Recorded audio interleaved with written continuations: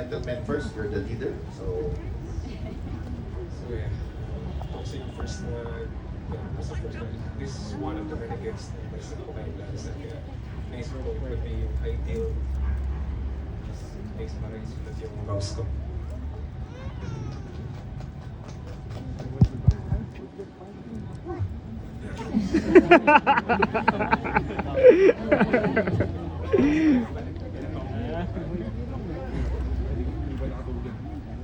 Hi, love. Ang saya, di ba? Dito na tayo. Lumipas na ang 4 na taon na pagkilala sa isa't isa. Pagmamahalan, pagkatampuhan, pagkaplano, at paghihintay na tumating ang araw na to. Ngayon, magkaharap tayo at kasama natin ang mga taong mahalaga sa atin. At higit sa lahat, saksi ang Panginoon sa kasal natin.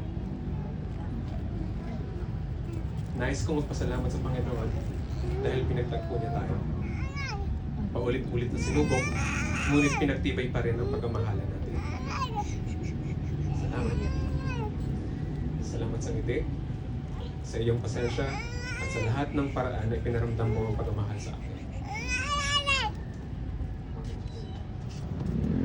Ngayong araw na to, sa harap ng Panginoon at mga mahal natin sa buhay, pinapangako ko na mamahalin kita ng tapat at buong puso. Irespeto kita sa lahat ng panahon. Susuportahan kita sa pangarap mo at sa mga darating na pagsubok. At hindi kita iiwan sa saya o sa lungkot kahit anumang mangyari.